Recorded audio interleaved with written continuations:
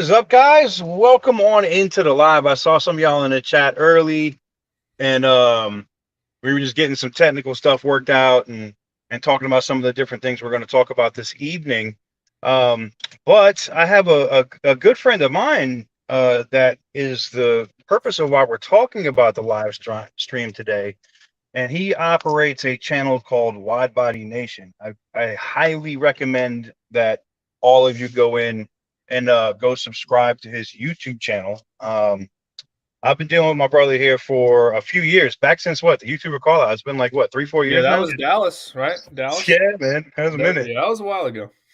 But so why don't you kind of clue people in a little bit about like what the purpose of the live stream is this evening, and then we can get into like the ethics and the scumbaggery and the High pressure sales and all that. Yeah. yeah. All right. Well, just a little bit of background for y'all. I'm still doing YouTube, but I'm also still in the Army. And a while back, still when I was doing Turo, late 2020 is when I put in my reservation for a Hummer EV. And mind you, all you had to do was put $100 down, but you had to sit there and button mash on the GM website because their site crashed multiple times. So I sat there for past midnight because one of my reservations it went through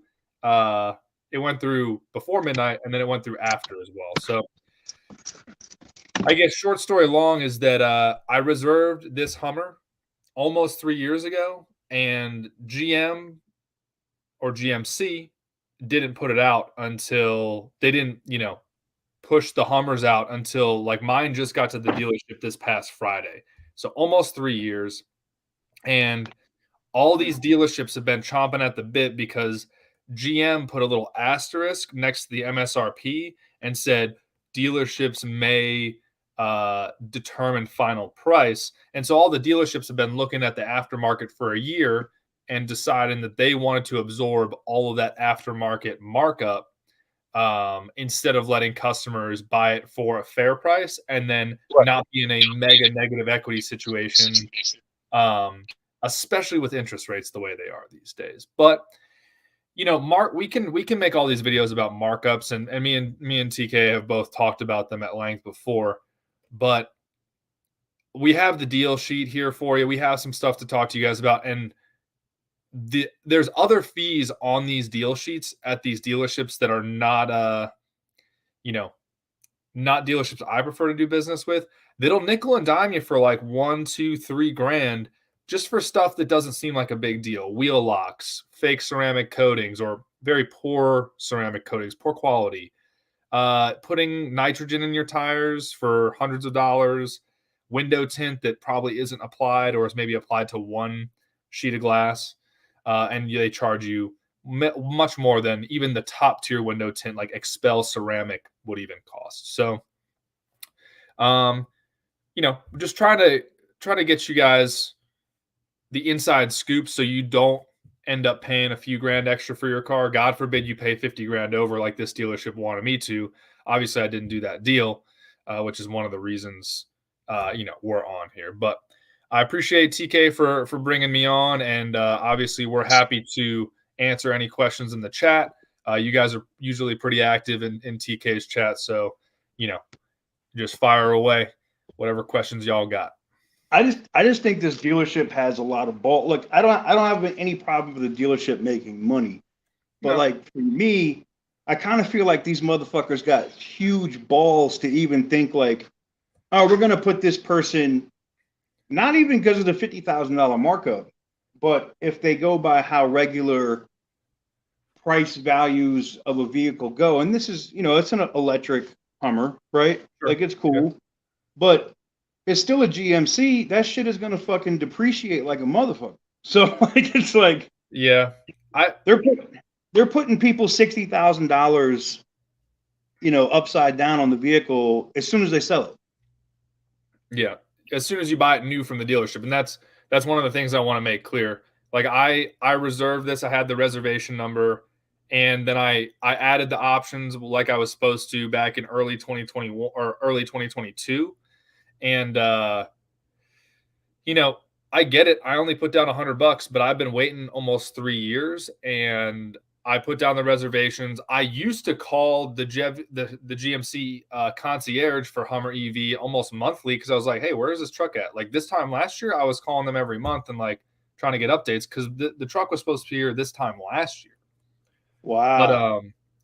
yeah, I mean, the dealerships have just been sitting on the auctions and seeing how much they're going for and deciding, oh, that's messed up that the customers might get this positive equity situation for a brief time. We need to capture that. We need to find that retired dude that doesn't care about money and con some 28-year-old out of his, not con, but pressure that 28-year-old out of his reservation that he reserved back when he was like 26. Right. So, I honestly, the thing that left the worst taste in my mouth, even if they hit me up and were like, hey, we'll sell you the thing close to MSRP, is they were just being like high pressure sales, right? Like I consume a lot of sales content, a lot of marketing content. I read basically a book a week, and a lot of it's on sales and psychology. And so I got an ear for as soon as they're introducing questionable information to try to make you feel urgent, right? Like inspiring urgency is one of the sales tactics. Yeah. And they were doing that off rip because let me tell you the story a little bit at least, and then you guys can ask some questions. We can talk about the chat. But on Friday of this past week, I got a call right as I was getting off lunch, and they said, hey, Adam, this is Adam, right? And I said, yep. I answered their call off the rip. And they're like, hey, I think a Hummer EV is about to land. And like, notice the verbiage though. I think a Hummer EV is about to land. Right. Do you remember like what spec you had? Blah, blah, blah. They were asking me questions about my spec when like my Hummer is the Hummer EV Edition 1. Like it is the top spec and it's the first one they released. There's no other specs and stuff like that. So we were already trying to see if I knew what was going on because they were hunting for information to try to see if they could just maneuver me out of my own reservation. And so I started just, the alarms are going off my head a little bit. So they started saying stuff like, oh, we don't have a VIN, but do you know your reservation? I was like, yeah, I have the reservation right here. Control find in my email. Hey, my reservation is 1, 2, 3, 4, 5, 6. Can you pull it up? That should generate a VIN, I would assume. So, to put a bow on Friday, they told me, hey, your car is going to show up probably Tuesday, Wednesday of this week. So this was last week they were calling. It was supposed to show up like today or tomorrow, right? Right. Then, because this conversation was kind of just going around in all different places. And I said, hey, just send me a deal sheet. Even if you don't have a VIN, even if you don't have all your numbers figured out, let's just get a deal sheet together. We'll start working from that, right? Because you can't make a deal based off of nothing. So let's get it on paper. They sent me a deal sheet, and that's the deal sheet I'll share with you guys in a second. And that was the one that had the 50 grand markup and the extra $2,000 in just random fees that aren't even their dock fee. Like I know they got to keep the lights on. Usually dealerships have like a $6.99 dock fee, whatever. Right. But they had the $2 extra grand of fees on there with all the different stuff I kind of talked about already. So they sent me the deal sheet. It had a VIN on it. It had a stock number on it too, which made me raise my eyebrows. And then about an hour later, they said, hey, your Hummer's actually here now. That was an hour after they called me. I was like, I mean, I get it. They had it already. So that was when I was starting to take stock of the situation. And that stuff alone, it is what it is. People don't have all the information, but when we talk more about what happened, all of the things are just stacking up against them being a transparent organization, not a high pressure, potentially shady organization, because they just did so many things that are in the not good column as far as customer service goes for someone who's been waiting for 3 years and a 6-figure client, right? So I mean, what questions you see in the chat, TK? You got anything in there we want to answer off the rip? Yeah, people are just talking about different things that they're seeing with I see auto auction rehabs had posted Ford wanted $2,000 for those things. I said nope. Had checkbook in hand and said, look, I'll buy for X price. but I'm not paying for crap I don't need. They did the deal, and I got a spray-in bed liner and floor mats thrown in. I mean, yeah. Yeah, that's you know, so with the there's some options that I feel like ordering from the factory makes sense. So, like if you order your truck from the factory, it's pretty well known in the industry that the spray-in bed liner from the factory, which costs usually like 4, 5, 600 bucks, is pretty good. Maybe Yeah. even better than Linex, because I know a lot of people who are like they swear by the spray-in bed liner. But if they're trying to charge you $1.50 or $2,000 for a bed liner, it's like, bro, that is just not correct. If you want to pay that much, then you're going to go somewhere else. It's just like the window tint. I was filming a video this morning, but I figured we just covered it on the live. I didn't release the video yet, but the window tint thing really pisses me off. Like on my deal sheet, they had $4.95 for window tint, and window tint prices. I mean, if you're going to tint only because the rear windows of a Hummer, that's going to be privacy glass. I guarantee it. And I Yep. have the picture, so I can pull it up to check. But so if you're only going to get 2 windows tinted, $500 for 2 windows getting tinted, that's not that. You better be getting gold window tint, like something crazy, because that's just not the fair price. No. And then God forbid you actually told them, hey, okay, you're charging me for window tint. Can you point to the windows that you guys actually tinted? And then they'd probably do something dumb like point to the rear windows that came factory tinted or something like that. And you're like, no. So you guys, do you even have a tint guy at your dealership? You probably don't. So Yeah, they're just charging for shit that they haven't done. That's what's crazy. yeah, and I mean, 15 years ago, like let's talk ceramic coating, right? This dealership uses Resistol. That's what the brand name is. I looked up Resistol. You can get a bottle of that stuff anywhere from 20 to 40 bucks if you're going to overpay. And it doesn't even look good. Like we all know, like Armor Shield 9, Chemical Guys makes good product. Like we know some good products, and I know plenty of good detail shops out here that you Right. can go get a 5, a 7, a 10-year ceramic, and then like you get that thing back, you throw dirt on that thing, it goes right off. Mud, dirt, whatever, water spots, not a thing. Whereas these dealerships with their Resistol or whatever they want to call it, if they even apply it, it's certainly not worth $700. Hell no.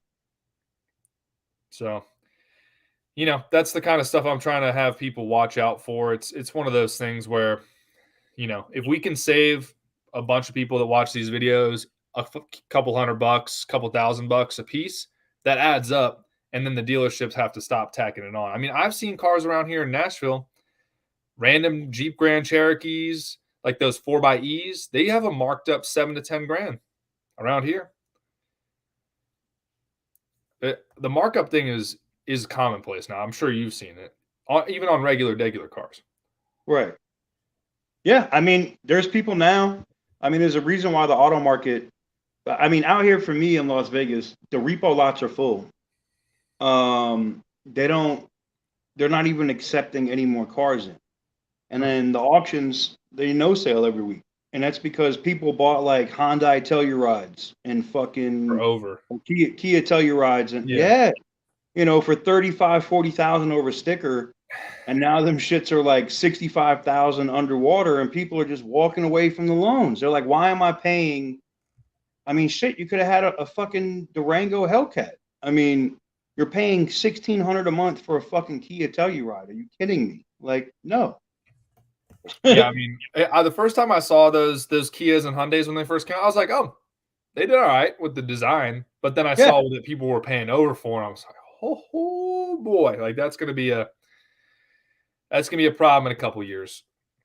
Yep. But there's another sneaky thing right now, though. It's not so sneaky if you try to buy a car recently, but rates now too.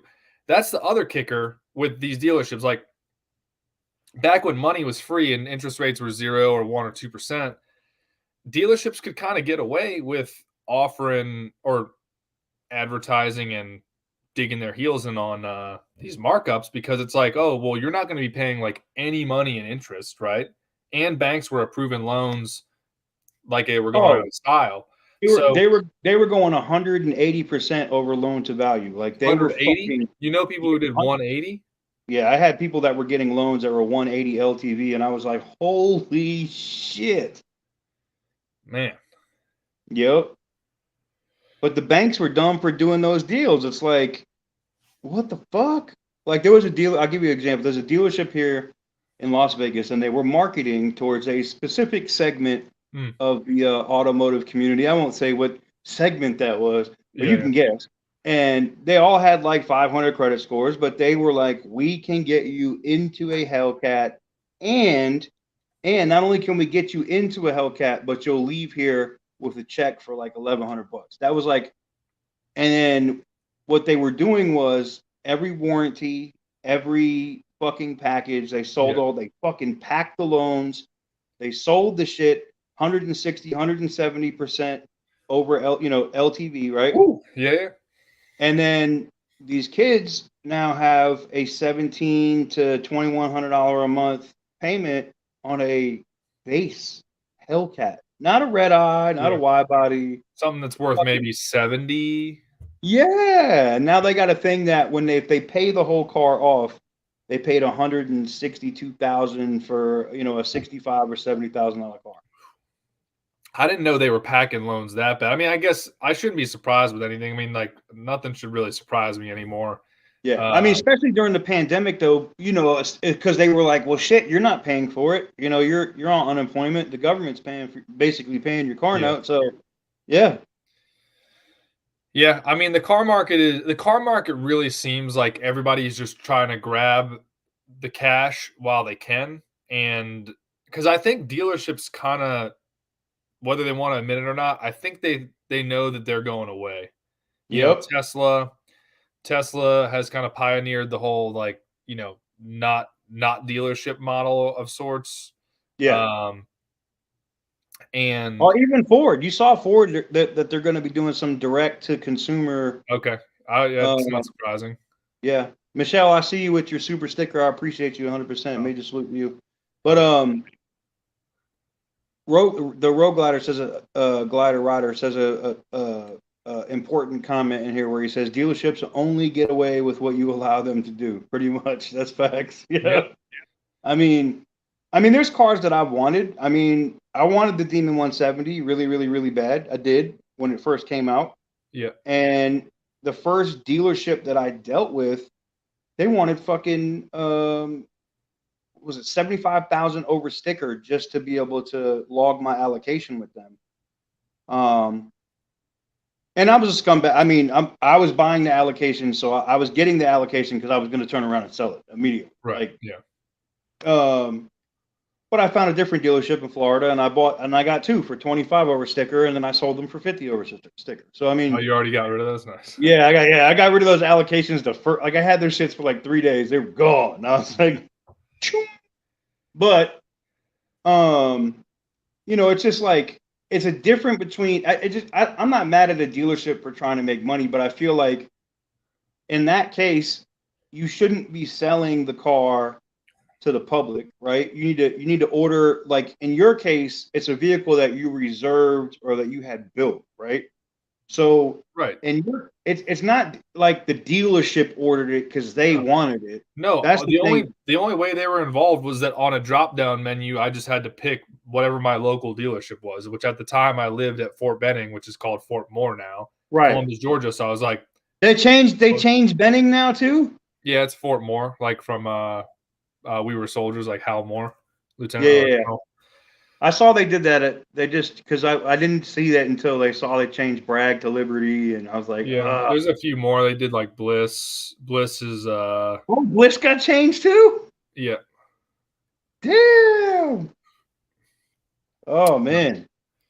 Yeah, I mean it's Army's changing stuff. People gotta get their awards for something, So when you run out of stuff to do, then it's like, all right, let's change some stuff up, Yep. But yeah, so I don't know, man. Like I've done plenty of car deals. You've done even more than plenty of car deals, and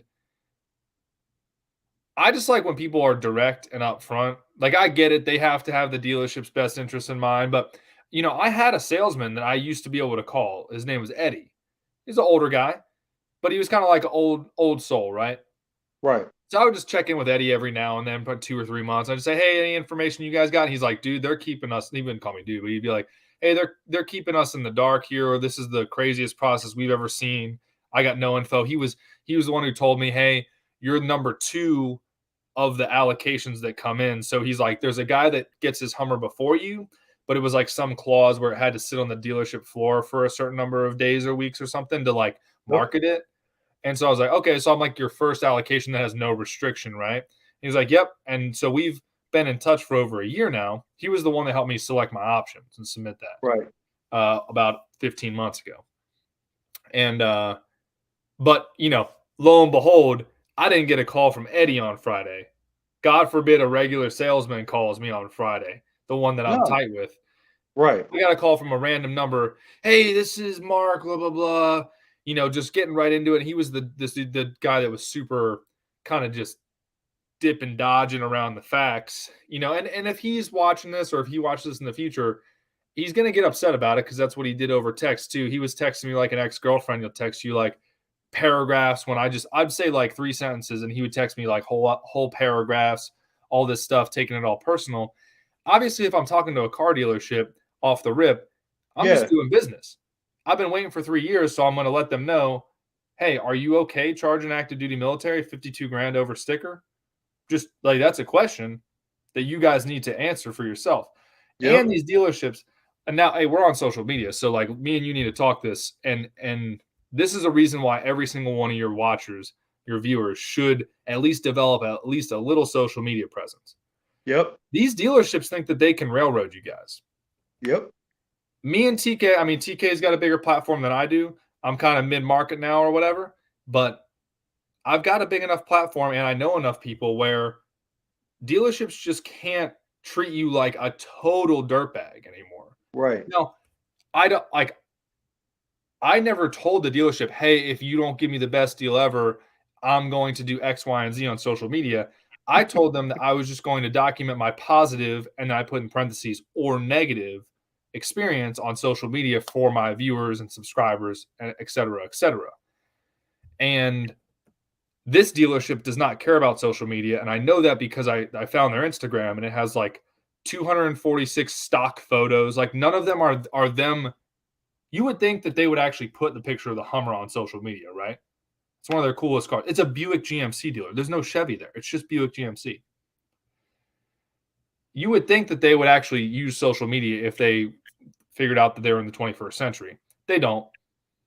So I see Brailsford Rides comments in here, and I think you guys are the same rank. He's in the Navy. Y'all are both O's. He literally says, bro, he said, they are talking about, are they okay with charging 50K over sticker? He says, hence why every dealer near a major military base raises prices by 25K off the rip for any performance car. Yeah, I was just trying to make them, like when you repeat something back to someone, if they say something crazy, it makes them like face the fact, But right. I do agree. I mean, it is a different climate around. That's why I go buy my cars far away. I don't go to Nashville. I don't usually buy anything in Clarksville. Nope. I usually go up into Kentucky or I'll go down into Columbus. Like in Columbus, I did videos for that dealership. So I bought a truck. I bought my Charger down in Columbus. But I got my truck, my diesel at invoice back when all those diesels were going for like 10 grand over. And my jailbreak, I got my fully loaded jailbreak with the red interior.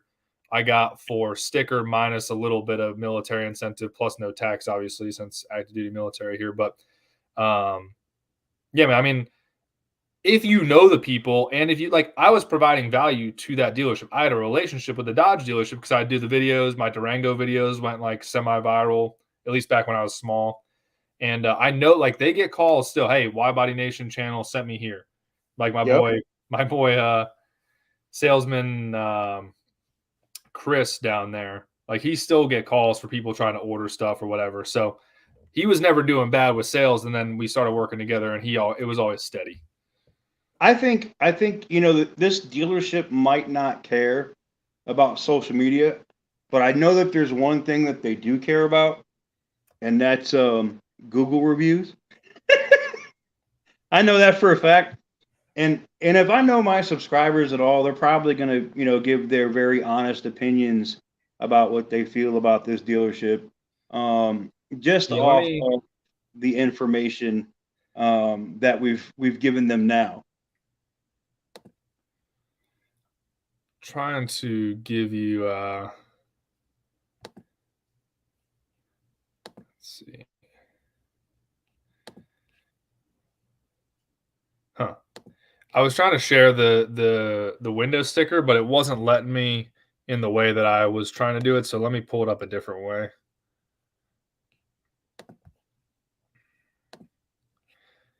I just want to go over. I'm going to make a video on it for everybody, just so that they,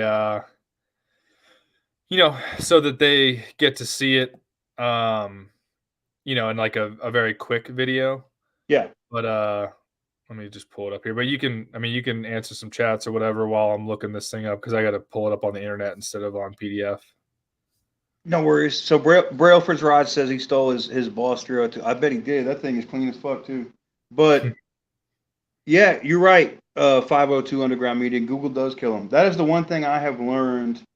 And prime example, when that Dodge dealership in Daytona was trying to fuck around and find out, and decided that they tried to just slide an overmarket sticker into the deal, but it didn't label it anywhere. And I was like, wait a minute, how much is this car? Why is this car 126,000? Like, this car's 86,000. Which one was that for? That was for the Jailbreak Challenger, the black Challenger Jailbreak Hellcat. So Black Ghost or no? No, it wasn't a wide body. It wasn't like the one at 300. I'd have paid that. Like, I'd have paid a little over sticker, like something like that. Yeah. Like a one at 300. Like, I know the King Daytona is a joke, but it's a sticker package or whatever. But like, I would get one of those cars just to sit on it and run it through Barrett Jackson in like 4 or 5 years. I wouldn't care. But Brian, thank you for the super chat. I see you. Major salute, man.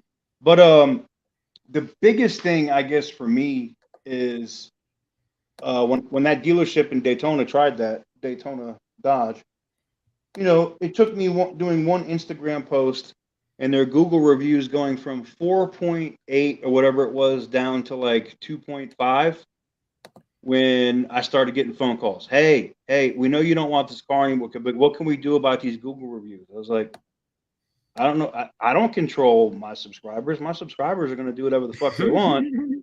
So, and they were like, well, can you do a post and ask them to delete these or not do it? I was like, why would I want to do that? Like, Is there an and there? Is there an offer somewhere? Yeah. Like, why would I want to do that? So finally, my sister actually knows the guy who runs that group of dealerships. He hits me up and goes, me and your sister have been friends for a long time, man. I didn't know that they were. If I knew you were coming there, I would have made sure that they didn't try to fuck you. I was like, oh, so you don't fuck your friends, but anybody else that comes through is, everybody else is fair game. I'm like, that's kind of fucked up. I was like, yeah. I said, I could do a post and ask people not to post anymore. I was like, but me telling people to take down their honest opinions about you, nope. Nope. Yeah, man. So let's see. Is it letting you or do you have to approve something to share the screen? I tried to share the window sticker right here. I just have to go here. Where is it at? It's down in the tab that I'm looking at least. Oh, there we go. Boom, I got it. I just had to add it to the stream. Boop. Okay, so there's your window sticker. I'm working on getting the deal sheet up in the better version, but there's your window sticker. I mean, it's nothing too crazy. The Hummer EV Edition 1s came fully loaded. And you only got you got 4 options and you could only pick 3 because they were mutually exclusive. So I did the bed mounted spare tire off-road thing, and then the illumination package, and then the multi-pro power tailgate with the woofer in it or whatever. So, back when I was ordering the car, it was like, well, it's only a couple grand for these options, and people who want to buy the car from me after would probably want the options on with these cars, like, how it is with the expensive cars. Like, everybody likes the options. With the Corvettes, they always want the 3LT loaded up. The colors get a little dicey with vets because you can get pretty crazy with the colors as far as the clashing and the. But this Hummer was basically all white, so no issue there. It was only one color, white.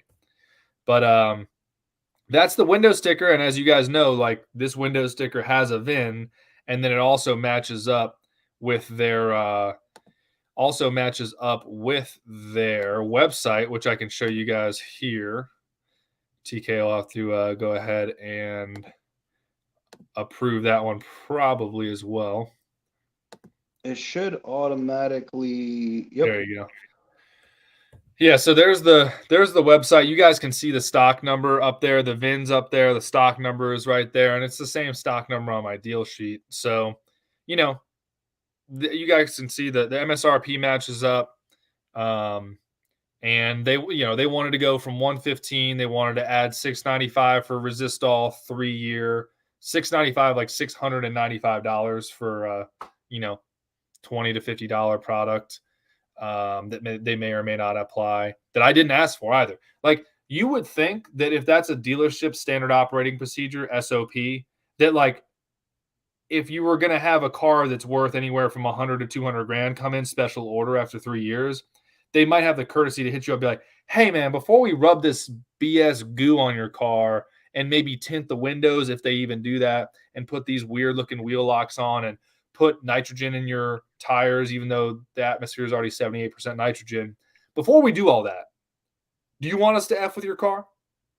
Like, I know people that will go way crazier than you go on these businesses just if they want, like, Corvette people. Let's talk about Corvette people for a second. Back when the C8s came out, and it happened all over again with the Z06s, there's plenty of retired dudes who are willing to pay 50 to 100 grand over for a Z06 or even a C8 back in the day. 50 grand over wasn't out of the question. But they freaked out on dealerships. They even took the wrapping off the truck. Yeah. Like I know people who have even asked to back their car off the truck because they're like they're like that crazy about it. But then you have these dealerships that are trying to claim that they already put the Resistol on it. This dealership claimed that they put the Resistol on it, but they didn't install the dealer installed options yet. It's like, well, why would you guys like prep and wash the car for delivery and put your Resistol on it? Because you got to wash the car before you put a ceramic coating on it. There's glue and stuff on the car when it gets transported because it has plastic wrap all over. Like you got to wash that stuff off. So, it's just whatever. I mean, like to go off on a different tangent about a business that I had a good interaction with, not, Rivertown Buick GMC. Right. I was on the phone with Z Automotive yesterday. Those guys ring a bell. They do the taser. Yep. So I called them up. They're East Coast guys. I'm from the East Coast originally. And I just hit them up. And I was like, hey, I don't have a hard stand shop right now. And like, Eric over at Destroyer 1320, we don't really do like a hard stand shop. We're not like a dealer. But I was looking to start working with them because, me and Eric have the neutral strap theft deterrent system. And we're looking to expand. Like we acknowledge that that's just part of a well-rounded theft deterrent strategy. And like, and that's the key word. It's a strategy, right?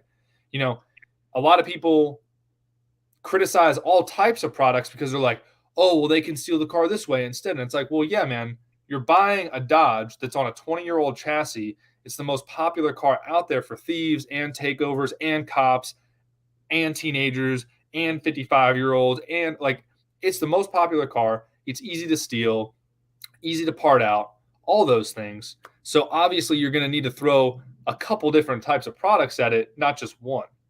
Right.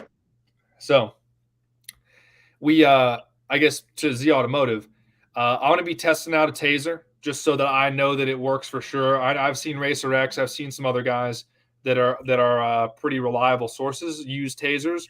Yeah. And they have the trunk relocate too, which I think is pretty cool. Yep. But Z Automotive, they're coming out with updates multiple times a year on these things. They're making it harder. And I think one of their updates they were at least trying to do was so that if you even unplug the taser, it would then brick your car. Yes. So like that's the smart stuff because you've probably heard of IGLA as well. So Igla sounds great, but Igla's got this weird veil behind it. Like they've remained intentionally, or at least to me as a consumer and somewhat knowledgeable, the Igla system, you can't find anywhere to buy that thing. You have to go to an authorized dealer and installer that'll charge you a lot of money. Like we're talking over $1,000 just to get Igla. That's by itself. Yep. Whereas a taser, I mean, that's a couple $100. You can install it yourself. You can stash it anywhere you want. You kind of know what's up. And then if, Z Automotive, they're active. They're active on social media. They're doing Jeeps. They're doing TRXs. They're doing Chargers, Challengers, all that. So They seem like they're invested. Like active companies, at least, are appealing to me because it's like I hit them up on social media or I give them a call or whatever. Hey, man, this is not working, or I think I messed this up, and they're invested. Whereas Igla does not, like, you're not dealing with Igla. You're dealing with whatever authorized dealer may or may not have messed that up on your car for an install. Correct. Yep. So looking forward to working with them. I got a couple of their products on the way in conjunction with some other stuff from AWE and a couple other. We just installed the JLT version 2 intake on the Hellcat. Damn. And pretty good. Yeah, you were telling me about that. I'm excited to see how that's going to work out. Yeah, I mean, it's JLT. They're consistent. I think they got bought by S&B filters, but S&B seems like they're kind of putting that big business spin on it, where they did some more R&D. They took an already good product and just optimized it, and then the price is down too. This newer one is cheaper. It's $350, right? Which, I mean, intakes aren't cheap for kind of what they are, but at the same time, old JLTs, from what I'm tracking, used to go for like $380 to $420. Yep. So better design, bigger filter. I mean, this filter is big. Like, it's about as big as my, these red eyes come with big filters off the rip. Right. But JLT like eked out every little inch they could in all the directions. So it's like literally every square inch is maximized. And if you get a bigger throttle body, it is sized in a way that it can accommodate that. Damn. So there's room for power on their intake. For sure. That's not bad. No. What do we got in the comments here? Most of the comments that I'm seeing in here, like auto auction rehabs, is saying shady. Like the dealership is shady. Other people are like, no, that's some bullshit. Yeah, let me is this still sharing for you? Yeah, it is. Is it let's see if it's gonna let me. Yeah, you should be able to do whatever you want on that screen. Oh, I can? Okay. Yeah. It should switch over to their Google setup, and this is gonna give you credence to I don't know. I think if I change tabs, it doesn't play ball, so I'm gonna have to reinsert here. Present.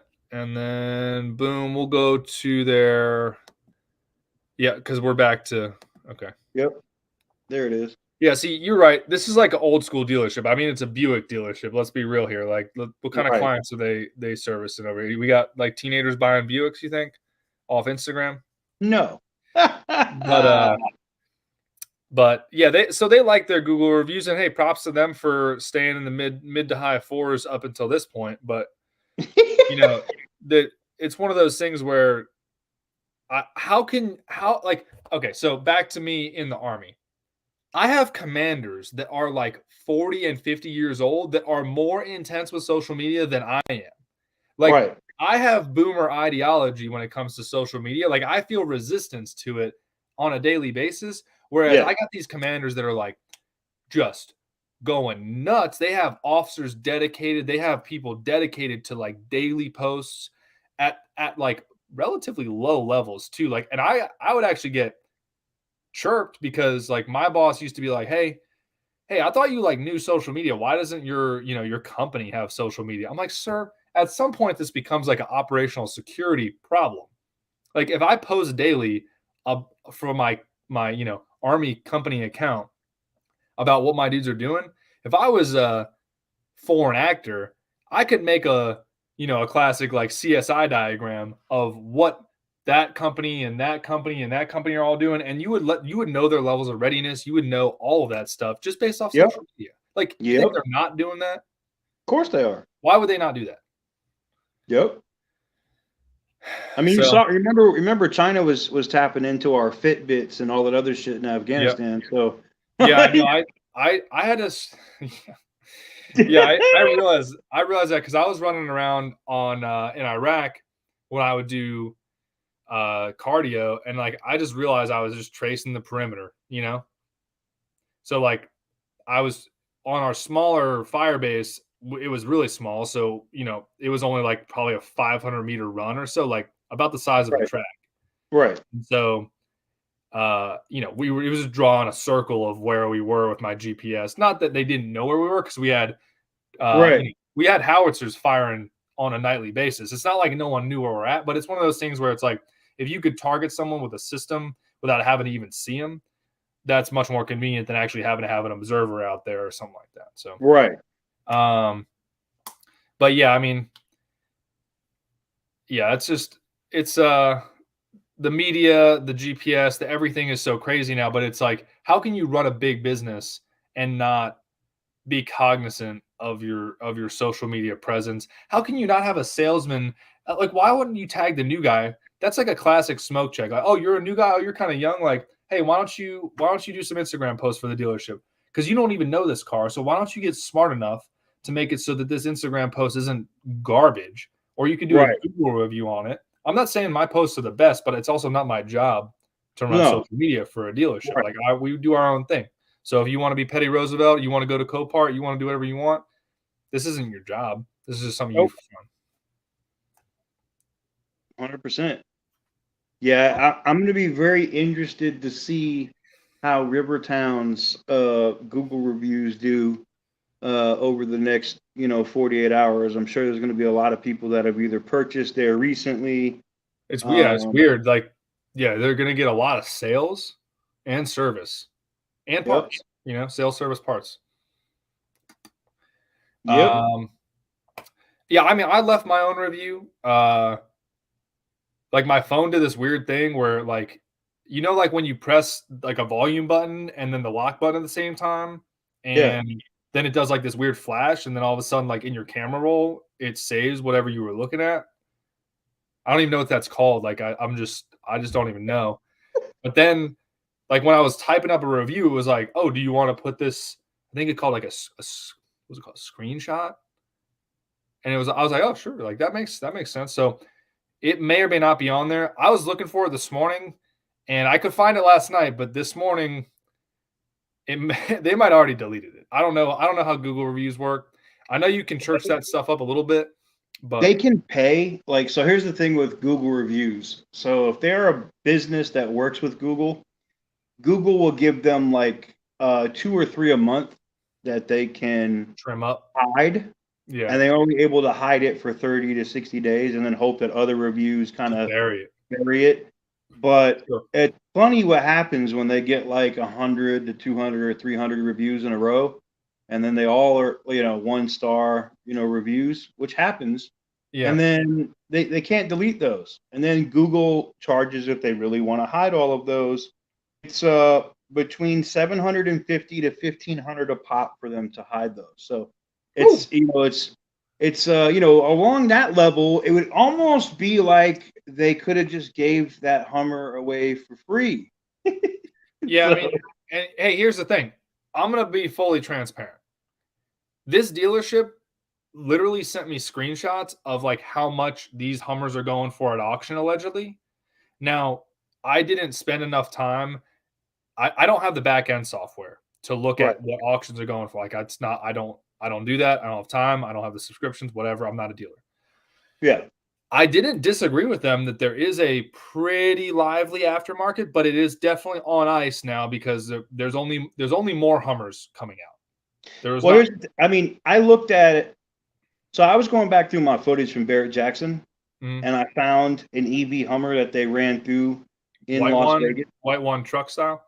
Yep. Yeah, okay. And it was it sold for $101,000, and it had 740. That's it. It had 740 miles on it. Yeah, I saw Z06s selling for 160 or 170. See, that's getting into the range of let's go pick one up, you know. I think it's a good spec. Like there was a white with red interior, a little bit of carbon ceramic here. Carbon fiber never hurt anybody, you know what I'm saying? So so full transparency for your guys that are still here. I like this is a pretty personal nugget for the deal. And but I've given a lot of dirt on Rivertown. So I'll give my side that people want to know. I told them I was willing to pay a markup because they gave me the piece of information that may or may not be true because I haven't established if they're reliable or not. I'm tending to thinking not. But they claimed, but they never sent me a picture. They claimed invoice and MSRP were both the same price, which was $115,439. I've never heard of a vehicle being invoice and MSRP being the same. Right. But this Hummer stuff is out of control, brand new in every way, shape, and form, system wise, but also like the vehicle itself, obviously. So I gave them the benefit of the doubt. I was like, hey, I'll give you the benefit of the doubt. And that's why I sent them a proposal back because they said, as soon as I bowed up and I was like, hey, I'm not doing 52 grand over.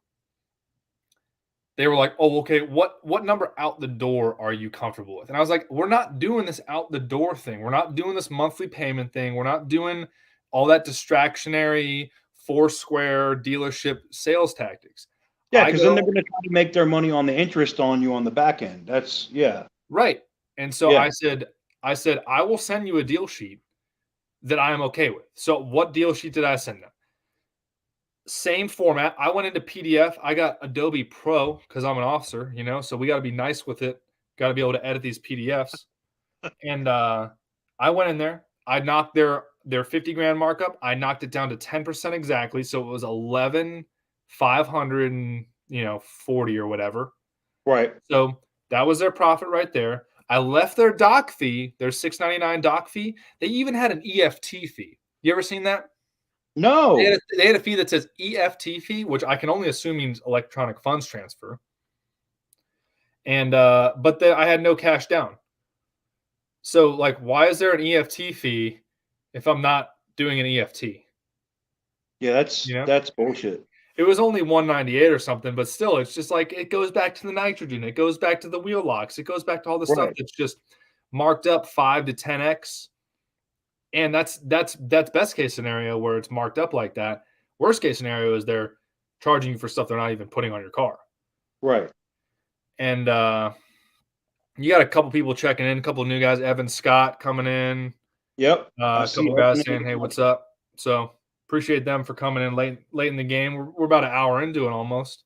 Yep. But so I sent them back that deal sheet, but one of the things I've learned with negotiations, whether it be in the military, outside the military, with car deals, with customer service stuff, with like all this stuff, is sometimes you need to present like other avenues that are actually more mutually beneficial. For example, I live up here in Nashville. Right. Obviously, I used to live in Georgia, but it's no longer convenient for me in this dealership to do a deal, especially if there's some hard feelings, right? Because we're both all up in our feelings, right? Right. You take things personally, even if they're just over text, apparently. So I offered them a solution too. I drew up a pretty professional contract that was like a form of a UOWEO sheet. You've seen those at dealerships, right? A UOWEO, right? Because let me show you something here, TK. This is the charger for the Hummer EV right here. Oh, they shipped it to you? Yeah, GMC did. Oh, shit. Guess how long I've had that thing? At least a year. Yep, there you go. It showed up while I was deployed last summer. So It was like perfect. My wife texted me and she's like, what the heck is this thing? I was like, I looked up the company like Clipper Creek, and I was like, oh, that's electric charging. I was like, oh, Hummer EV. And I was like, oh, sweet, this thing's going to show up soon. No, did not show up soon. So I made up like my own UOWEO sheet, a contract. It's got a lot of personal info on it, so I'm going to go ahead and not share it. Yeah. But basically I said, hey, you guys can pay it. Like if basically I was saying, because remember they had texted me screenshots of auction prices. They had said, hey, these are going for 190 to 250. You could buy this thing and drive it for 6 months and then still sell it for a profit. I'm like, Fuck out of here. So I said, you guys, like, you're the ones who are asking for it. If you're telling the truth, then me asking you guys to pay me 10 to 17 grand, if you're going to go turn around and sell it to someone else for 50 to 100 grand over. And I put in there that I would shut the hell up and not put any of this out there. Because at that point, we had been deep enough into the game where it was like no longer, hey, positive or negative. It was like I was pretty sure that they were not only being like high pressure and maybe not admitting information in a timely way with the whole like, hey, your car's going to be here next week. Oh, wait, it's just here right now. Like that's classic high pressure right there. Yeah. Hey, you put it in his brain and then an hour later, oh, hey, we got it right now.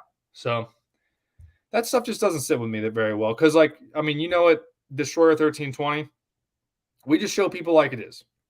Hey, Yeah. This is how they stole I had multiple Dodges stolen. Like, Yeah. and like my shit got straight up pushed out of a Dallas 4.5-star hotel parking lot, clear across the parking lot by another stolen Charger. And then I didn't see my shit for 18 months. Yep. And then I guess it got abandoned or something after it had been to every takeover in the entire Texas. Right. That thing had 32,000 miles put on it while it was stolen. Damn. A 21 red-eye Charger, one of the first in the country, had 32,000 miles put on it while it was stolen. I'm just shocked that never got picked up. Somehow the tag didn't get flagged or something when they were driving that thing. I think they probably rewrapped it personally. Yeah. They probably rewrapped it, had a dealer tag on it, or had some sort of tag that made sense. But that's a lot of miles. 32. Hell yeah. Yeah, 32,000 in 18 months. That's Jesus Christ. Well, I'm sure your insurance company was probably excited to get something back that they could sell at auction later. Yeah, I mean that's what I said off the bat when I got a call from the police department. They were like, "Hey, this Adam?" I was like, "Yeah." And they're like, "Hey, we found your car." I was like, "That's Geico's car. That is Geico's car." So I gave them my like way back. I gave them some Geico phone number. I was like, "Boop," because it was. I mean, Geico paid me for the car. Like, if y'all don't know, when a car gets stolen and if it doesn't get recovered, in different insurance companies have different time frames. So, like, Geico's policy was 30 days. I want to say. Yep. It was 30 or 15. I think it was 30. I'm pretty sure it was 30. USAA's is 30. Yep. Yeah. 30 seems pretty standard though. 30 is like it's a month. Because if they don't find it in a month, gone. It's gone. Like, and they can't nickel and dime you on forever, but they also don't want people like getting their car stolen for like 2 days and then paying out. They pay it off and then shit, we found your car. Yeah. Yeah. So I think 30 is fair, but they paid me out within a timely manner. I didn't even submit like modification, like how you can like submit like, hey, this is how much the wrap was, this is how much the tint was. I didn't end up doing that because Geico actually took care of me. I actually recommend Geico for military personnel, at least in my opinion, because USAA has really put the screws in on me. Listen, I've already just recently made that switch because nope. If y'all are wondering what the deal with USAA is a company that is designed for regular military families.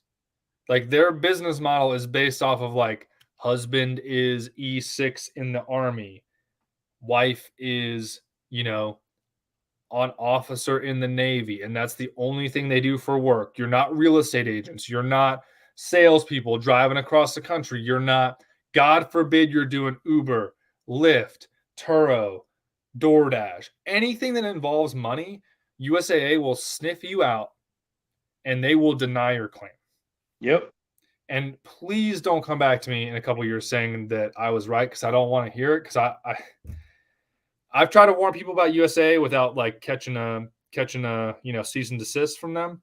Yeah. But I let's literally just just had to say, deal with this with the BMW, where they were trying to not pay for the damage or whatever it was to the car.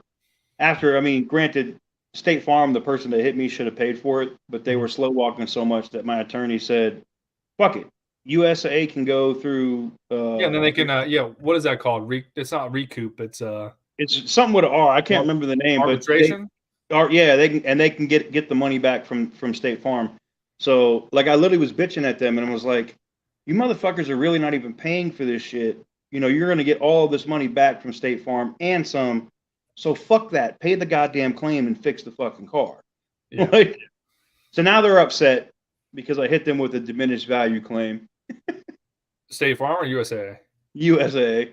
Oh yeah. And they were like, "No, you have to go to." No, I'm giving it to you, and I'm You no guys longer are the people who know how to do this, so I'm giving it to Yep. you, and then you can just turn it, tweak it. right towards them. Yeah. Yep. Oh, Because you processed the claim and you did everything else. Here is this diminished value claim. Kiss my ass, and don't worry about renewing my policy. I won't be here. yeah. No, yeah. When USA, like I'm telling you, USA laced up hard against me, and luckily my wife has worked in insurance, and she's like, you're gonna get like a non-renewal kind of deal. She's like, you need to go get a different insurance company ASAP. I got Geico for like a month, then called USA like after I was good for a month, went to cancel. They put me through another 2 hours on the phone trying to beg me to stay as a customer. I was like, what? Do I not have a file in front of you guys? Do you not see what you guys were trying to do to me? And then now you're putting like a closer on the phone with me to try to keep me on. Like, it was wild, man. It was. Well, they do that too, especially well, not for enlisted, but they will do that for officers because they're going to be like, "No, we don't want to lose this person." Like they will. That's how I got brute. You know, the guy that I deal with on my claims whenever I have an issue and shit isn't right for USAA. I literally reach out to the guy who's over the entire East Coast. There's 3 people, one in the middle, one on the west, and I reach out to him directly. I got his cell phone number. He's a subscriber, and I just text him directly and go, "Hey man, da da da." And he saw when I told him, I texted him, I was like, "Hey man, I'm going to be, moving over to Geico." And he goes, "On a business side, thank God." He goes, "On a personal side," he goes, "I get it." He goes, he's been there for 25 years and he's seen the shit go boom. Yeah, they're becoming a big corporation. I mean, they market. You see them on all the NFL commercials, and it is what it is. I mean, I'm more of a Navy Fed guy right now.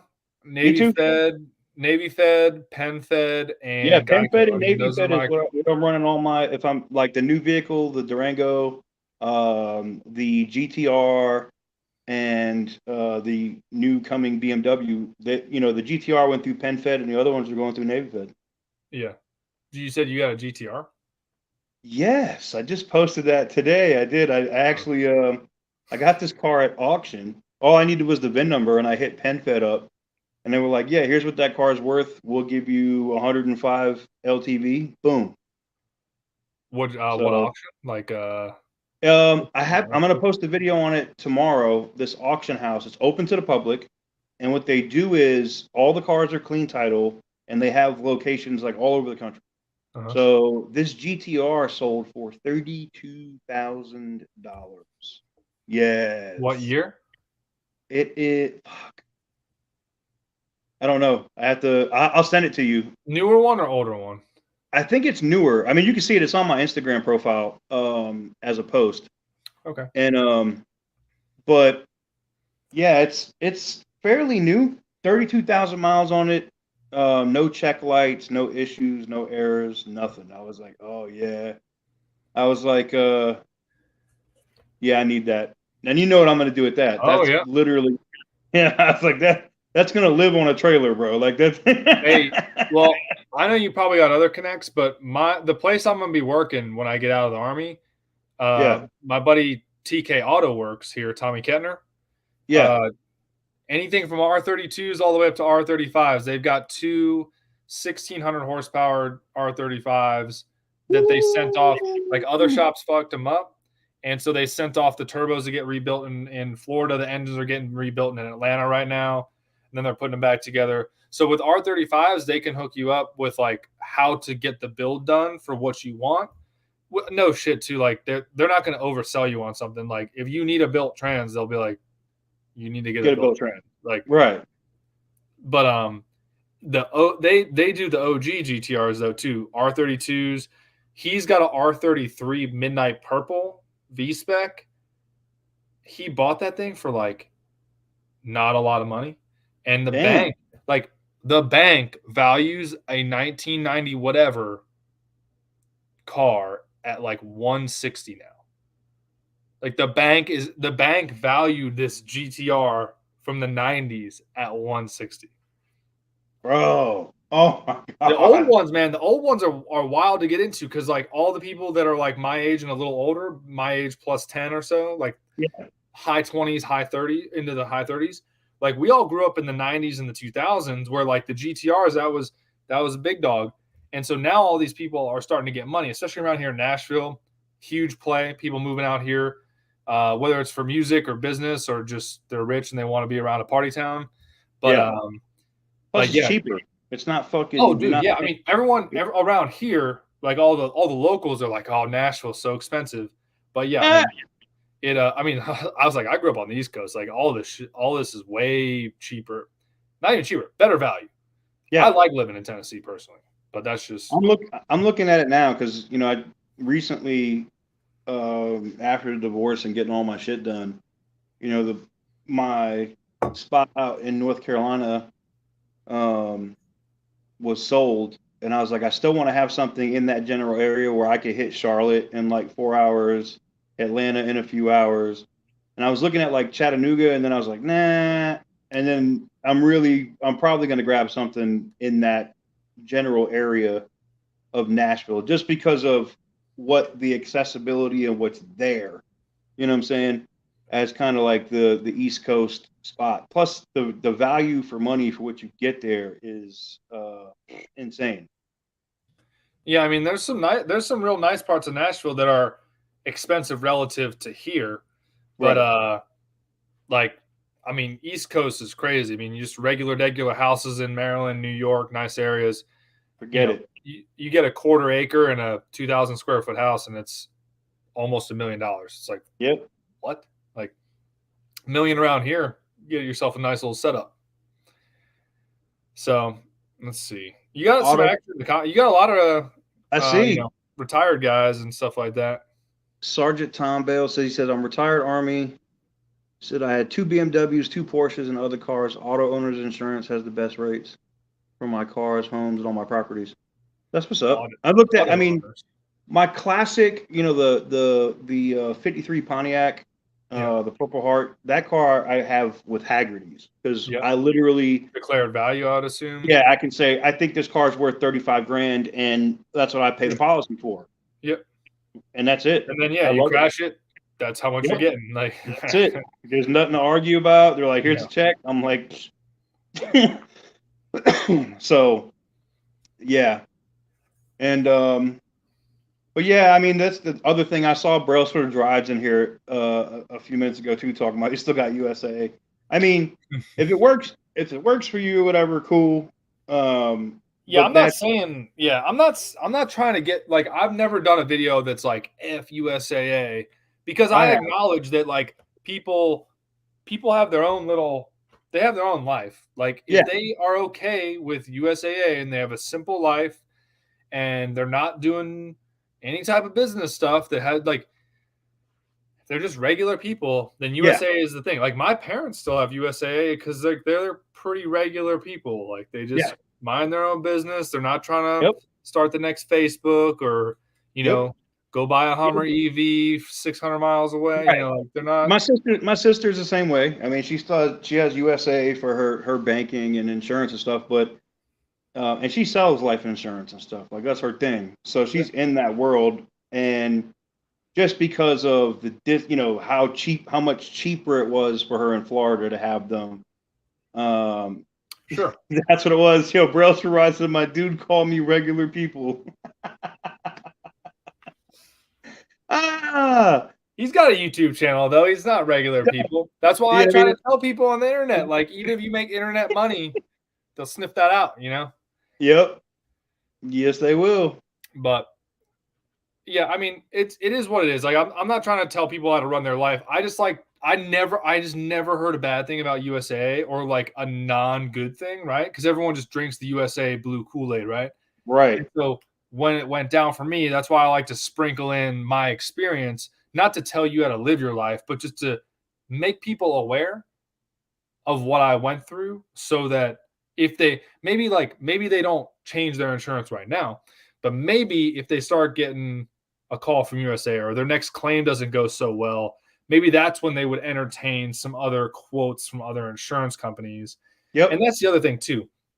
It's hard to make recommendations on insurance if I was going to make a recommendation because insurance rates are so different, so many different places, right? Right. Like I pay really low insurance. I've got 4 cars on my insurance right now. Yep. Including a Hellcat, including a twin turbo C8 Corvette, a Subaru, and then my wife's car. And my premium is like $480 a month for full coverage on all of those. That's not bad at all. So, and that's with full coverage. I do like a thing that I do like to do is put the deductible up to $1,000 because it kind of incentivizes you to fix little stuff at your level and not file a claim. You know what I'm saying? Yep. So, like if something tiny happens, why are you going to go to the shop for a $550 fender bender? Nope. Like just pop the clips back in yourself, or go fix it yourself. Get that person to pay you and say, "Hey, do you want something on your record? Do you want something on mine?" Like, is it really worth a couple $100 to get a splotch on your insurance record? I mean, some people, I guess it is probably, but I don't like it. Yeah. Yeah. I don't know. Like the thing for me, I didn't have any I haven't had accidents, right? So I didn't get in car crashes and shit when I wasn't out here. But the other thing with USA, and I get where they're yeah. Did you see Brailsford? What he just said? Yeah, they can fucking suck. Facts.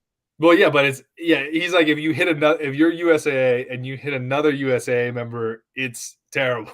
Yeah, it's like no, because now they know that they're fucked all the way around. Yeah. Yeah. And that was the thing when I got hit this last time, when I got broadsided in the Chevy.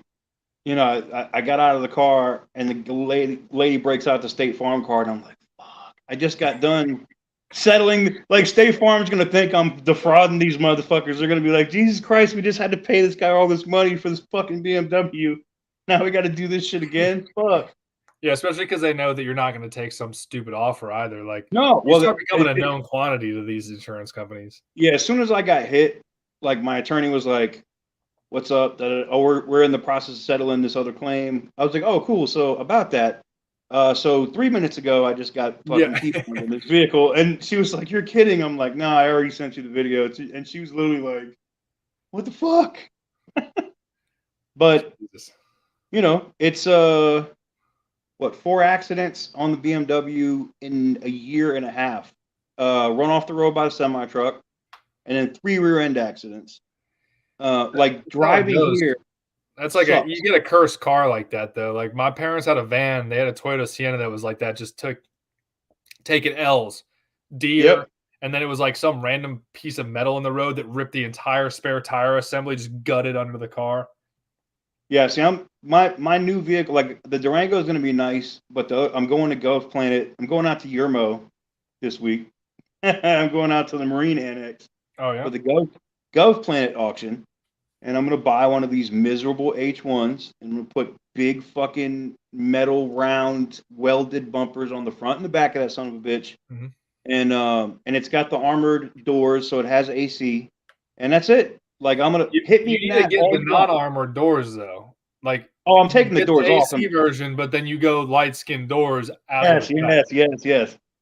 Yeah, but I looked for the armored ones because I know that those motherfuckers have AC. I didn't want to get one that had like the canopy top and all. Yeah, no, see, like it depends on who you're talking to right now. You know what you're talking about though. Like, yeah. Get the ones that are newer and nicer, but then you take weight off them by putting the old light skin doors on them. Yep. Because it's best of both worlds at that point. Oh, 100%. Yeah, I looked at it and I was just like, yeah, I'm gonna do that. And it has like 800 miles on it. I was like, oh yeah. I'm 100% getting that. Yeah, you found one that wasn't used and abused. Yeah, they hadn't, it didn't deploy, it didn't go anywhere. They just basically ran it on base back and forth between Fort Irwin and fucking Yermo. That was it. So, yep. I was like, I'll get that, and then people can hit me in that car all they want out here. I won't fucking care because I literally would get out and be like, "That sucks to be you." Yeah, yeah. I mean, They're like, "You need my insurance information?" Nah, I'm good. yeah, yeah. You got enough to deal with right now. Yep. So, yep. So I want to start talking about some. I just saw. I mean, you follow 1320 video. I would assume Yeah. everybody and their mom does. But Yep. so one big thing I want to talk to you and your subscribers about is something. This is a long term goal of mine, but I am getting out of the army, so it's like a Yeah. 10-year goal. Yeah. There's a reason I moved back to Nashville for a second time, and 1320 just posted that yet another track just closed, another drag strip just closed. Yep. And you see all this takeover stuff happen, and you see a lot of street race, and you see a lot of like tomfoolery on the roads. Yeah. But like, let's live in reality here. If y'all are if y'all are making it untenable for these tracks to stay open, like there's tracks that have no sale clauses, like here in Clarksville. Yeah. What I heard was that Clarksville has navigated the politics in such a way that like they aren't letting our local drag strip. They're not closing it down, but they like basically box the guy in, and he's old. They're like, hey, you can't sell this thing.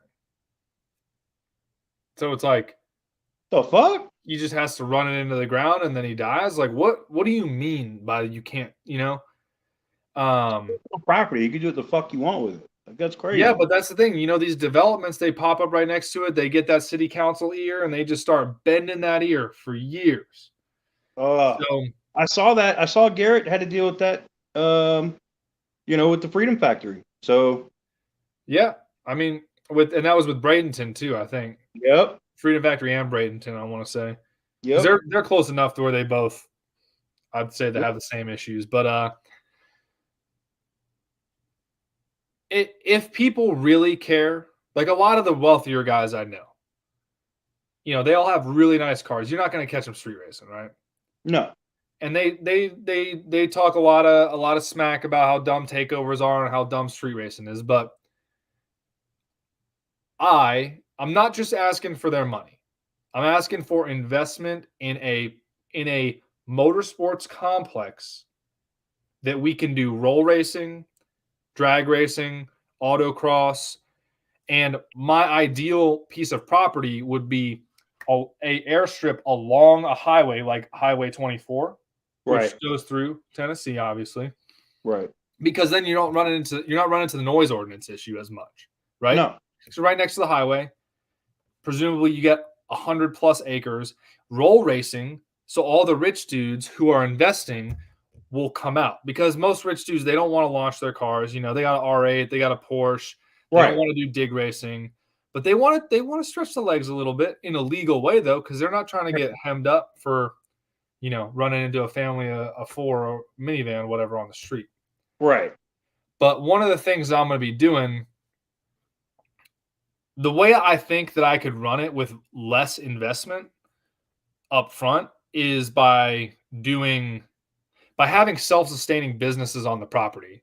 So if it was like 100 or 150 acres, with the strip, with an airstrip, or if we have to pave it, fuck it, we got to pave it.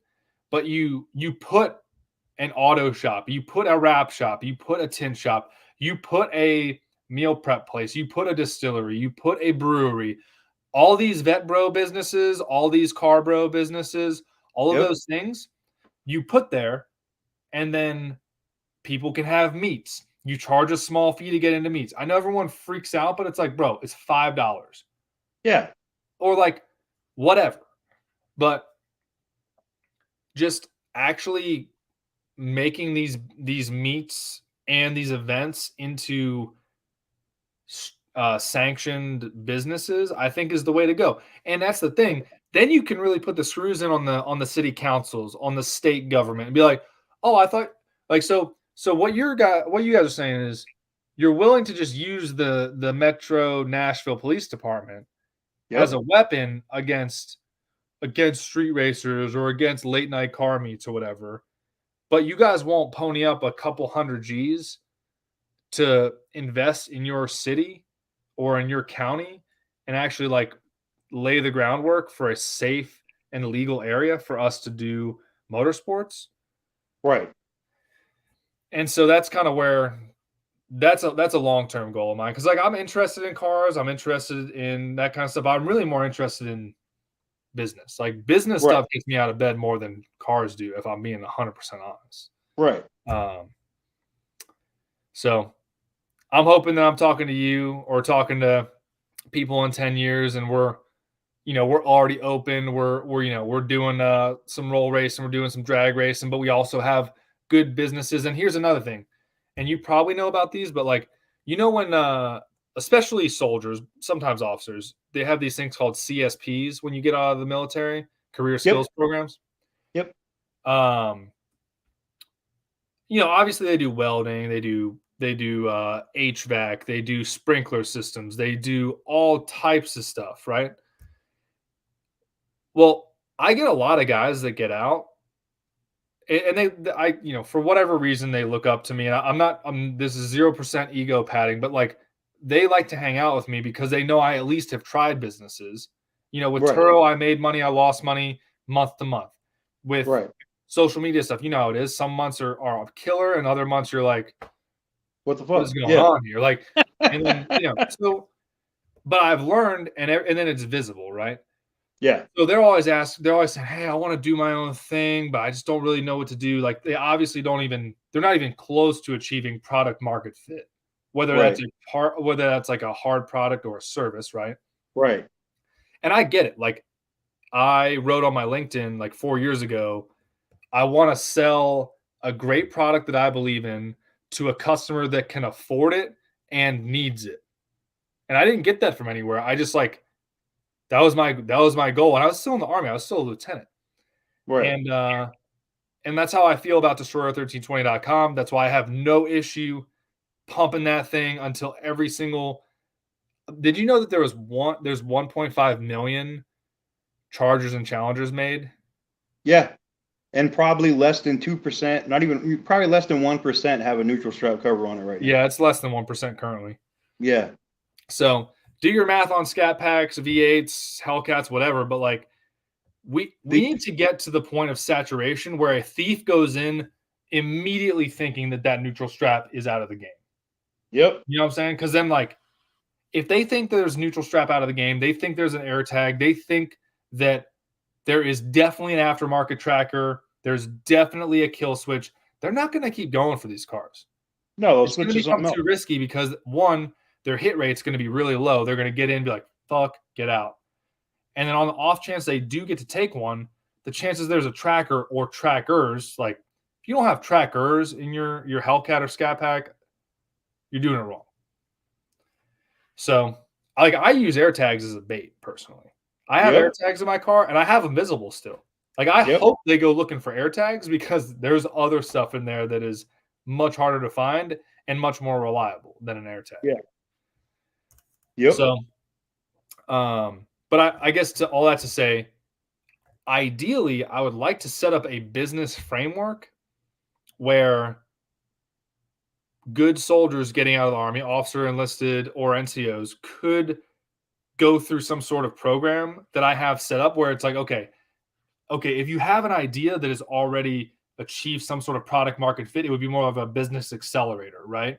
Right. Okay, here's how you get an SBA loan, or here's how you get angel funding, or like here's how we really juice your thing up. Because you've proven it works, you just didn't know that you have to run ads and do fulfillment, and you can automate this, blah blah blah. But then there's other guys where it's more of like they think they wanted to get into business, so maybe they need to go work closely with this person that's a couple steps ahead of them and realize, hey man, like that's actually not for me. I was I was just a grass is greener type of guy. I need to go be an employee for a minute longer, not necessarily in the military, but maybe Whatever. for the brewery over there, or for the distillery, or for the armory, or for the, or a track prep guy, whatever it may be, right? Go learn to do the wrap shop thing. Like, Yep. there's so much stuff we can set up here, and Tennessee is exploding with money, with jobs, with everything. So rising tide lifts all boats, but also let's make the streets safer. Like there's really no downside to it. Plus the military aspect of actually like getting people into jobs they want, where it doesn't feel like a job necessarily. Right. Because I do believe in that. Like I feel like soldiers make weird decisions on like how they get in. If they decide to get out, they feel like, I either got to go home or I got to like go do HVAC or something. It's like, well, what if there's this other option that like I'm kind of a smart guy, and it's been challenging for me to make money on the internet. Yeah. And I have a master's degree and some money and like that kind of stuff. Like it's challenging. So I get it that it's challenging for them. So that is what I'm trying to set up. I know I just went on a total. No, bet, but it's solid though. It's a good idea. Yeah, but I'm looking forward to working. My main goal is to work with my buddy who owns the shop here in Clarksville. Yep. And I'm going to do business development with him. And that's everything from website stuff to sales to his outreach events to like, hell, I'm not above it either. I'll take the trash out if they need to, because his mechanic is motivated and really good, but it is literally just Tommy and his mechanic Adrian, and that is their whole show right there. Damn. And they got dudes walking in, like they got these doctors walking in. Boom, hey, cool GTR. How much is that? Okay, what about that one? Okay, which one's a better candidate for 1,000 horsepower build? Okay, I want that one. And how much is 1,000 horsepower build? Okay, here's a check for half that too. Like there's the demand already there. Right. So, and then Sergeant Tom Bales is asking Clarksville, Georgia, or Clarksville, Tennessee? It's Clarksville, Tennessee. Tennessee. Yeah. So, like, the demand is here in Tennessee. I'm telling you, the demand is here if you're a good business, and that is what I'm trying to do. I'm trying to help optimize. Well, I'm gonna have to bring the GTR out there because I'm not in no in any rush to get it done, and I'm literally just bringing it out there so the 1 or 2 or 3 YouTuber events that we go to in a year, I can bring that on the trailer. I can race my BMWs, race my Mopar, have fun with those, and then I can break out I already got the license plate for it, FAFO. So, hey, you know what's messed up? I requested hey, looks like Auto Auction Rehab's heading out. Appreciate him for tuning in. Sweet. But what's it called? I would say definitely a good idea to send your GTR out here, because we can do like, I'm sure Tommy can do a full inspection on it, just not like a quick PDI. Right. So you can know no shit where it's at. Right. And then obviously you choose where you want to go with it. But like if you just wanted it running street ready to roll, I'm sure it's going to need a little love, because if you said you got it for not that much, it's going to need a little TLC. 32. I'm not dumb. Like, I know it's been sitting. Like it was like an estate sale or whatever, and then it went through this public. I couldn't believe I got it for 32. I couldn't believe it. I mean, but even that's the thing. Like, you got it for that low. You got some meat on the bone there just to get the thing running, and right. And they can do that for you, like I said. So I'd say send it out here. Do you have a trailer? Yeah, 100%. Okay. All right. I sold my last trailer, so I'm looking to pick up another one. But yeah, there's a company I deal with in North Carolina. They build them for me, and then they make like custom VIN numbers for you. Like they can brand the trailer. So like my last trailer, he branded it, and it was titled as a TK car hauler. That's what it came up. USA insured the shit. It had its own custom VIN, and I had a lifetime plate from North Carolina. So I would just transfer that over. Oh, look who's here! I see Destroyer just dropped in. And then Q Dude said we should shout out Auto Auction, and we did. We've been talking about Yeah. Isn't that, I would assume that's your boy, right? Yeah. Auto Auction Rehabs. I don't know personally. You're thinking Randy at Auto Auction Rebuilds. Okay. But yeah, Auto Auction Rehabs. He's got a solid channel too. He's doing his own thing. Okay. Yeah, I mean that's he's been in the comments, so he's out of the chat now, but that's good to go. And then Eric's here. So we talked a little bit about what me and Eric are doing over at his side of the house, but I told Eric too. I let Eric know about Z Automotive and how good those. I think we're going to sit down with Z Automotive, those guys at SEMA. Probably going to pencil in a dinner with them or something like that. Fuck and yeah! I would assume you're going to be at SEMA, cruising around. Sir. I will be there. Nice. It's my first time going. Have you been? I would assume you've been at least once. Yeah. Okay. I've been to SEMA. Okay. Yeah, I'm excited for it. I mean, I'm excited to go because SEMA is very much a networking event. Like everyone thinks SEMA is like a big sales thing, but it's not.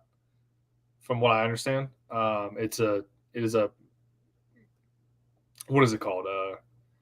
Not like a manufacturer's convention, but it's like industry like convention or whatever. Yeah, it's kind of like an industry, but your product is going to sell or get a lot of views. Gain awareness, right?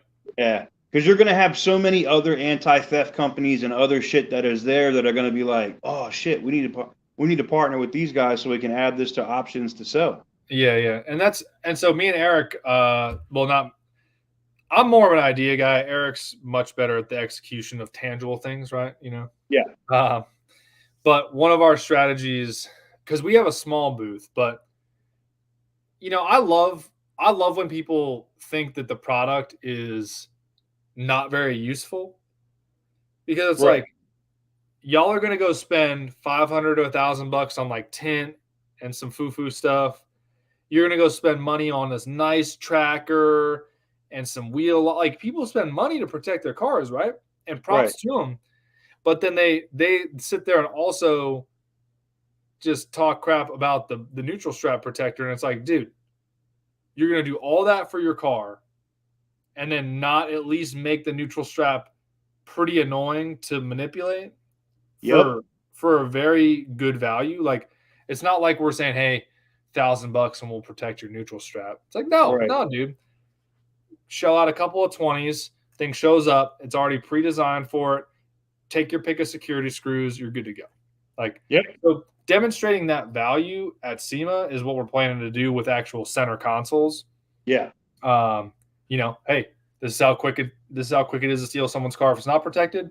This is how annoying it is to steal if it is protected. And the difference there is the value. Yeah. Which people get twisted. Yeah, I'm doing a video. I did before I had to deliver this that charger that I flipped. Eric ended up sending me out a neutral strap cover for it, so I just got done. I got to edit the video together and put that up on how to install it. And then did you say Durango? Yeah, well, the Durango is coming, so I already got the Durango coming, but I had the purple charger too, the regular RT. RT. So that's gone. But before that was gone, I put the neutral strap cover in that car and did a full video on that. I gotta edit it together and put it up. Yeah, that's did you see Hellcat Durango just posted someone offering a $5,000 reward for their stolen Durango, and you guessed it, Dearborn, Michigan. So Brailsford Rods, I see you. So if you didn't know, Matt is actually a lieutenant commander in the Navy. Yep. Yeah, he sounds like he's piecing out. Yeah, he's going out. He's going by for that. Y'all make sure to go check out Brailsford's Rides channel as well. Yeah, I think I've subbed on at least a couple of his channel, or from a couple of my channels. Yeah, but yeah, man.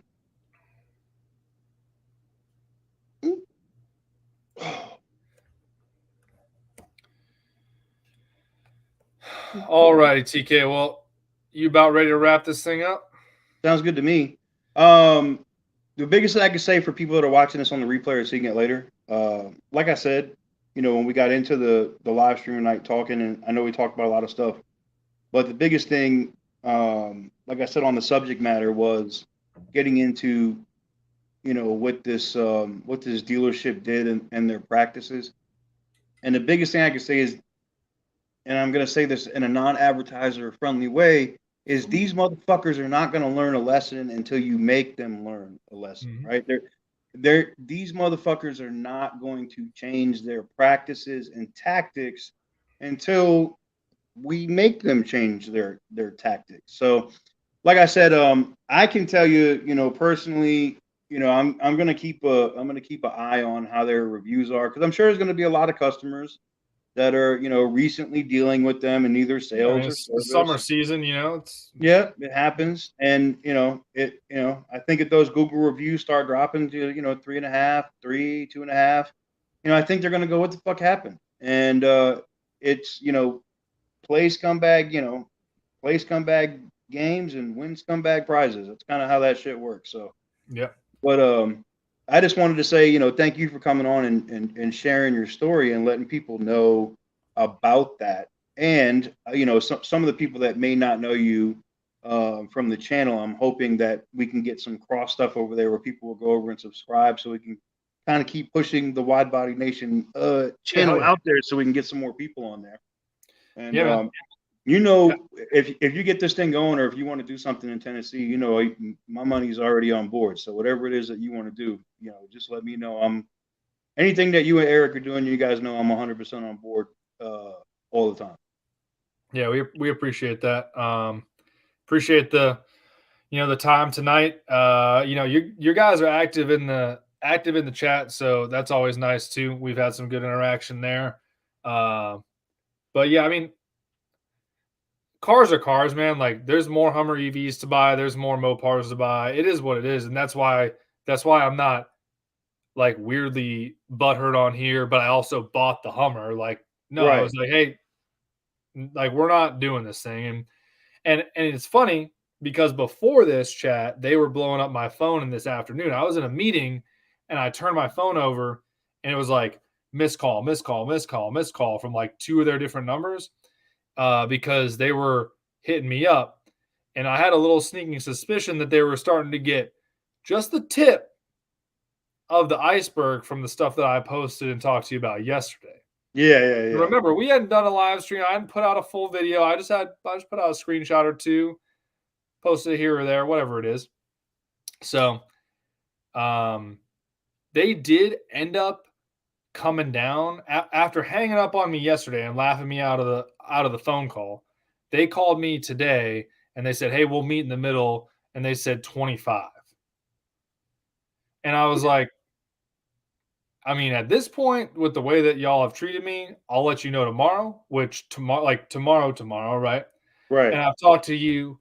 I've talked to some of my other very informed individuals in the car business. And I've also just, like, buying a car from them, even if it was like way closer to MSRP, like way closer, the only way I want to do business with them now is if they were just going to cut me a check for that Charger right there, and it wouldn't just be for whatever the price of the Charger was. Like, this Charger, I still got to decide what to do with this thing. I don't really know what I want to do with it. So might be time to get that Wide Body Nation merch going, and start doing some 80/80 shit, and get that car sold in merch. Yeah, I mean, it's whatever, man. Like, I just had a lot of time and emotional energy in that Hummer, because I thought it was going to be cool. Thought I was going to get to drive it around a little bit, and then share it with a bunch of, like, me. I don't keep my cars to myself. Like, I've taken a ton of people for rides in my twin turbo C8.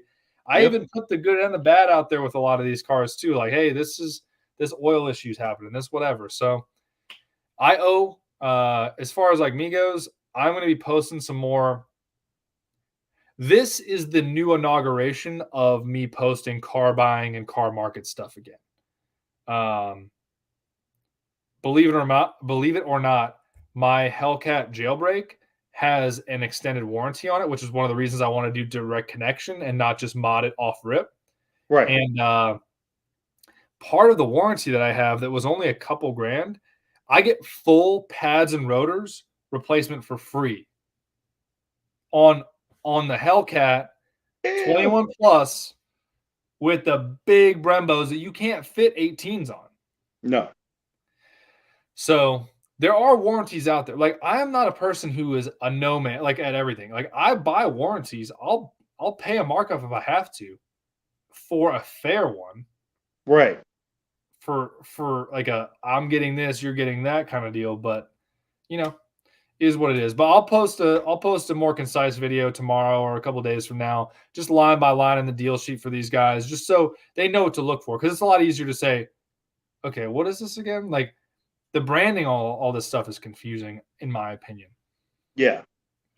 And for those that are asking in the comments, when the stream ends, there'll be a link in the description where you guys can click, and it will take you directly over to Wide Body Nation's channel.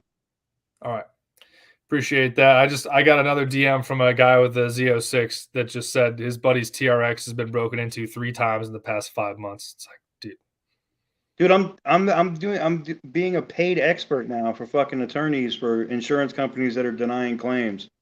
So, and I'm literally walking into a courtroom, and they have like the jury or whatever going. I already did this once for one case against travelers, and they were like, "So this truck is locked and it's here, and you're supposedly able to make a key or get into this vehicle." And I was like, "I can get into that Ram Rebel and fire it up in 45 seconds."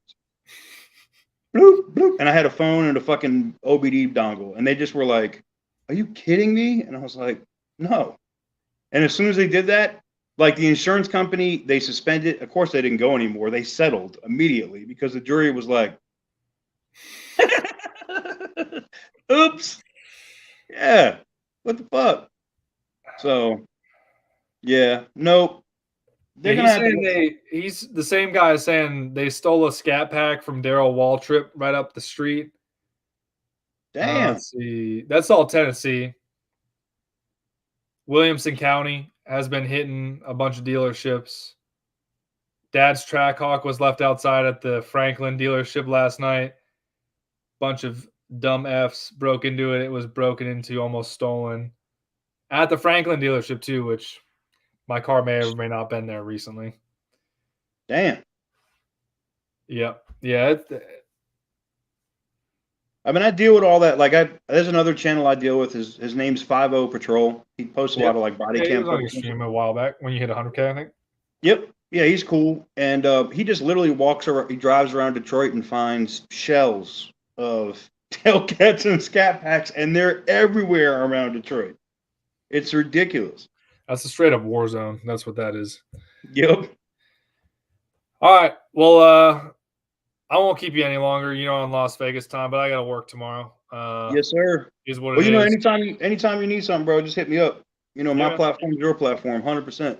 Yep. And for everybody watching, whether it's now or in the future, like, you know, obviously me and TK, we like y'all's feedback. So if you want to see something, just put it in the comments of our videos and we'll make that video. So appreciate y'all for tuning in. Stay safe out there, especially if you drive a Mopar. You know what I'm saying? Facts. That's big facts. All right, bro.